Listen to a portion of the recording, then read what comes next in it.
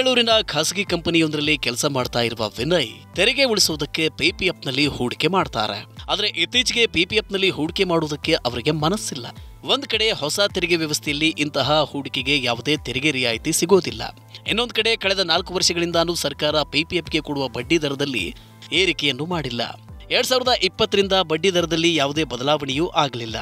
ಈಗ ಬ್ಯಾಂಕುಗಳೇ ಎಫ್ಡಿ ಮೇಲೆ ಹೆಚ್ಚು ಬಡ್ಡಿಯನ್ನು ಕೊಡ್ತವೆ. ಚಿನ್ನ, ಷೇರುಗಳು, ಮ್ಯೂಚುವಲ್ ಫಂಡ್ಗಳು ಅದಕ್ಕಿಂತ ಹೆಚ್ಚಿನ ರಿಟರ್ನ್ಸ್ ನೀಡ್ತಿವೆ. ಸಣ್ಣ ಉಳಿತಾಯದ ಸ್ಕೀಮ್ಗಳ ಬಗ್ಗೆ ಆಸಕ್ತಿಯನ್ನ ಕಳೆದುಕೊಂಡಿರುವುದರಲ್ಲಿ ವಿನಯ್ ಮೊದಲಿಗರಲ್ಲ. ಇದೇ ಮನಸ್ಥಿತಿ ಈಗ ಲಕ್ಷಗಟ್ಟಲೆ ಹೂಡಿಕೆದಾರರಲ್ಲೂ ಕೂಡ ಮೂಡಿದೆ. ಹೀಗಾಗಿ ಅವರು ನಿಧಾನವಾಗಿ ಇಂತಹ ಹೂಡಿಕೆಗಳಿಂದ ದೂರ ಸರಿತಾ ಇದ್ದಾರೆ.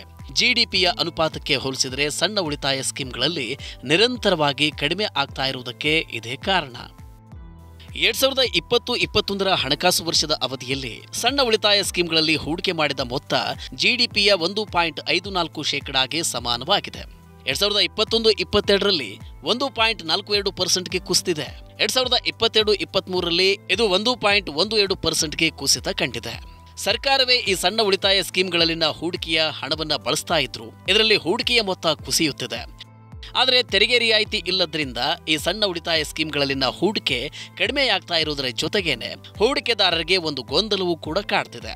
ಈ ಹೂಡಿಕೆಯ ಸ್ಕೀಮ್ಗಳಲ್ಲಿ ಇರುವ ಹಣವನ್ನ ಹಾಗೇನೆ ಮುಂದುವರಿಸಬೇಕೆ ಅಥವಾ ಚೆನ್ನಾಗಿ ರಿಟರ್ನ್ಸ್ ಇರುವ ಸ್ಕೀಮ್ಗಳಿಗೆ ಶಿಫ್ಟ್ ಮಾಡಬೇಕೆ ಎಂಬ ಗೊಂದಲವನ್ನ ಅವರು ಈಗ ಎದುರಿಸ್ತಾ ಇದ್ದಾರೆ.